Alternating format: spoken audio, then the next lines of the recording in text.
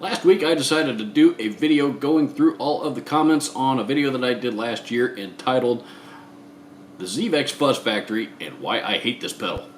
So I have decided that since I had so much fun doing that video and going back and reading all the ridiculous comments that video brought, let's go and take a look at the other pedals video that I did that we all know that I hate from the bottom of my heart. The EHX Metal Muff. There was a lot of heat in this comment thread. Let's check this one out.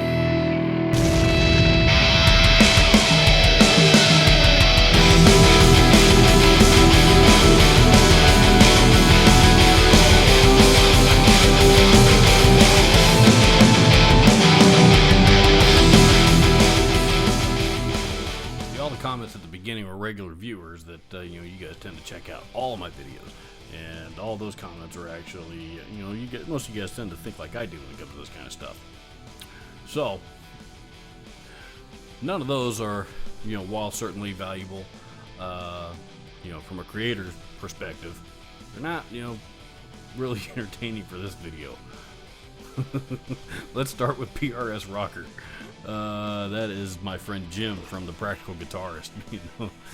He says, "Hey Robert, Jim from The Practical Guitarist podcast. OMG, I laugh constantly during this. That look on your face, like someone replaced your toothpaste with hemorrhoid cream. Priceless. Keep up the good work." Oh boy. Alan Allen says, "I thought my speakers were broken. Turns out it was just the pedal." Andy Witch says, "Sounds good to me." Let's take this opportunity to go back and check out that video and see just exactly how it sounded.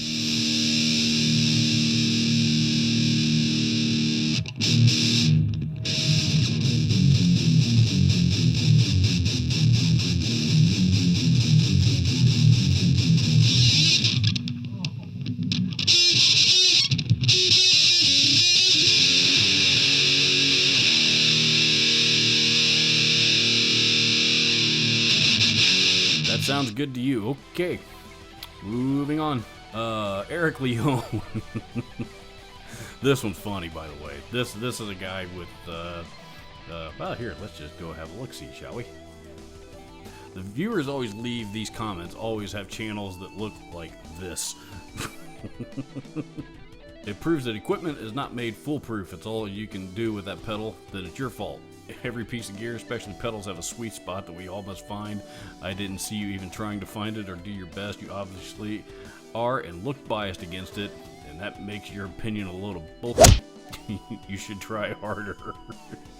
Jay Steen says, "I bought one and took it back the next day." I got a comment. I got to share this comment. This is from David Gabe. Loyal viewers become a friend. He says, "Tell the guy you borrowed it from I'll buy it just to have the one used in this video. Seriously, I had a good laugh." Well, the guy that I did borrow this pedal from, I actually did end up, I middleman the deal. I didn't, I just kind of took the money from one end and gave it to the other. But he did end up selling that pedal to David. The only condition being David wanted me to sign the back of it. So that is what I did. Maybe he'll share the photos. Well, I know he shared it on Facebook once upon a time. Maybe he'll see. Well, see if he'll get him to post it in the, post it on the Robert's Guitar Dungeon page so everybody can see it. Dirkbone Steel says, "At first I liked, then the treble boost was effing horrible." Spider's Fast says, "The Metal Muff sounds rad. You just need a noise suppressor and chain." I like it for bass more than guitar. The Dog Paw says, "Been using one for many, many years. You just got to know how to use it. I feed it with a boost too, then use an EQ to cut 800 hertz." Oh boy, so we got to EQ the hell out of it to get anything decent out of it. The top boost is a secret of sorts. Listen with only hiss. Here's a crossover point. You can hear it 8 to 8:30. Set it there. I put it through my blonde Tremolux and 58 Tweed Bassman. If you try to make it sound bad, it will. Oh, don't ever use it in a Marshall, as they already have treble issues. LOL. And of course, it's not meant for an already distorted amp. Oh, the interwebs. Martin Javorek. He says, I bought it, I tried it, I sold it to the next victim. Piece of crap. Needle Knees says, some of these quote-unquote tones I can get out of my Ibanez practice model with the gain boost. That's not a credit to the pedal. John Taylor says, sweet tone. No, not really, it was awful. Sarcasm doesn't translate well. I'm sure someone likes that awful incoherent mud, but I agree it has a place in our world, and that's the garbage.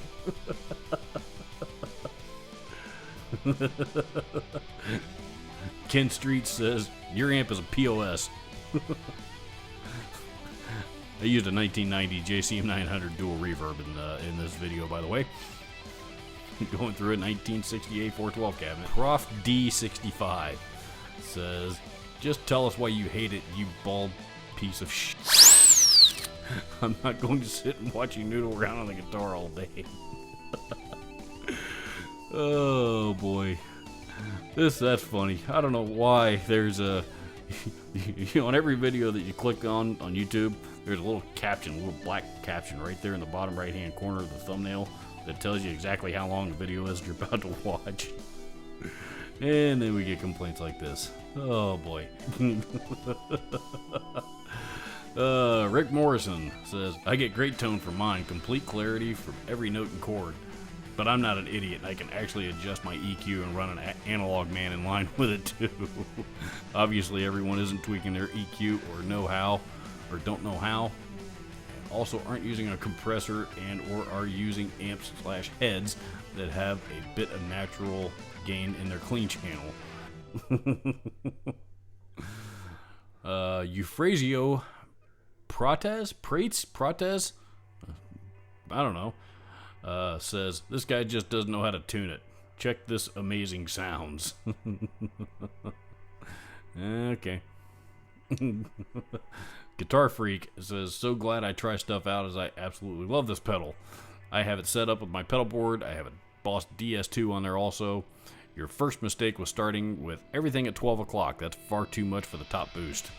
Also, all depends what amp you run and other pedals you run along with it. I found the Metal Muff to be a great all-rounder. My Metal Muff sounds nothing like yours. Yeah, your production distortion pedal sounds absolutely nothing like my production distortion pedal, the exact same make and model. Oh, the interwebs. Alan Fabius Brown says, this idiot doesn't know what he's doing. He's plugged into the front input instead of the effects loop. He has no idea how to dial in a good tone. This is a joke. It has to be. Oh, boy. Alberto Moreno says, got the Muff almost 8 years ago and sounds awesome. Works perfectly. Live shows, home, studio, and always used this pedal. I like it. Nothing more to say. To which Joseph Claremonte responded, he just can't tweak the knobs right. He hates himself and his crappy 900. And to which Don R. also replied, agreed.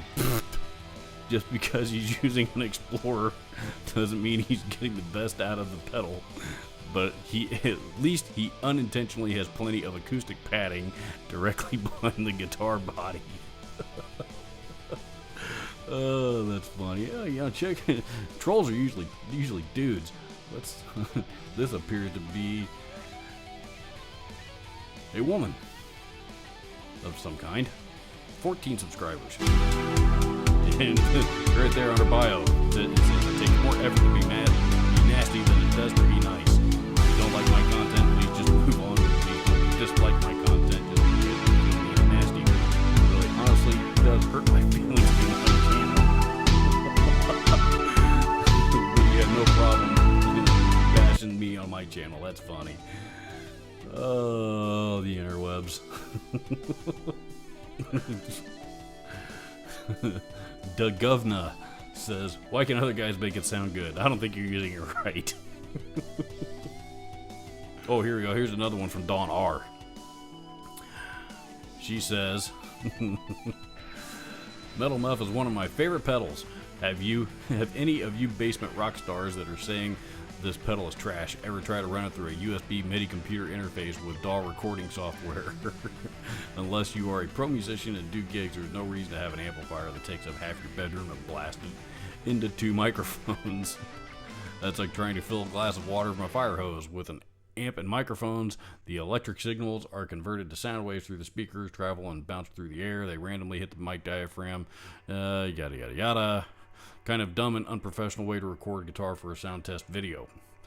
Forget the 1 amp, because with DAW software VSTs, you can choose accurately from any hundreds of amplifiers and cab combos, not to mention thousands of effect choices. Yes, that's called a digital audio workstation. They all have built-in virtual instruments and effects of all kinds. Soranako says, first time in more than 12 years I'm going to give a thumbs down to a video. In this pedal, the boost is for in-front use to get more punch and a fatter distortion at a moderate level, not to turn up the whole level as for a after use. Respect, but first learn how to use it. Well, Soranako, thank you very much, and congratulations on your first YouTube dislike on a video. By the way, YouTube views both likes and dislikes the same. Brian Reese says, this is just stupid. You can definitely get some great tones out of this pedal for recording and live work by turning the treble and bass down and getting the mids up. Notice how this ignorant almost gets some good stuff, but instead of tweaking it slightly, he just moves on with wild turns of the knobs. All the comedians trying to book stand-up gigs, and this guy's trying to be funny. Plenty of other YouTube vids out there that show more what this pedal does. Oh, the interwebs. Oh, here's another preamp guy. Ben Hundorf. The trick with distortion pedals is to use them as a preamp and avoid the preamp part of your amp. Plug it in directly to the effects loop completely, avoiding the front. Big difference. I own it. I made $40 Harley Benton pedals sound good doing it that way, yada yada yada, blah blah blah. Now all of a sudden the latest thing is, anytime I make fun of a distortion pedal, now everybody tells me that it's, that now I'm supposed to be running it into the effects loop because we discovered what happens with the metal zone. You do that, so now that must be true with all distortion pedals. Harvey Dentage says, I think the sound of this video has more to do with your poor playing than the pedal. I've been getting a great sound out of mine for years, live and recording. Maybe you just don't know how to use distortion pedals right. It doesn't sound like you've been playing very long, maybe a year. Alright, I'll tell you what, let's see if Mr. Harvey Dentage has any recordings up on his channel. And we do not. This channel doesn't have any content. Thanks for your recording, Harvey Dentage. Gold Top Grandeur says, wait, so you set all knobs at noon, moved a couple this way or that for 1 to 2 on the clock, and you weren't happy? No dial in a sound that works for your guitar and amp, then leave it. I really don't see the point in what you're doing other than sharpening the bone you already had to pick with this pedal, electroharmonics, or both. Maybe you did more after the 7 or so minute mark, but I didn't watch past that. 22 minutes of why you don't like something. Again, I'm not seeing the point. Ergen Damir. Here we go. Here's another one. You must use effects return to properly judge the pedal. Oh boy. Gingerbread Man says, let's talk about why I hate your outfit. Oh, the interwebs. Oh boy, this kills me. Thank you so much for hanging out with me. I think this stuff is absolutely hilarious. I hope that you have enjoyed it as well. If you would like to check out the video that I did on the Electro-Harmonix Metal Muff, you can find a link to that video down in the description. And if I remember to do so, I'll put one up here in the card as well. And yeah, for the record, I actually think Electro-Harmonix are a fantastic pedal company, and I own many of their products, and promote them very, very much. For a guy that also hates fuzz pedals and rat pedals, the flat iron fuzz that they just came out with earlier this year, which is a clone of the old Proco Rat, was actually a fantastic sounding pedal, one that I'm very glad that I purchased. So I'll post a link to that video down in the description as well if you want to check it out. So thank you so much for watching. Don't forget to hit the subscribe button and the alert icon down below, and leave me a comment down below. Let me know your thoughts, and thank you so much for watching. We'll see you in the next video.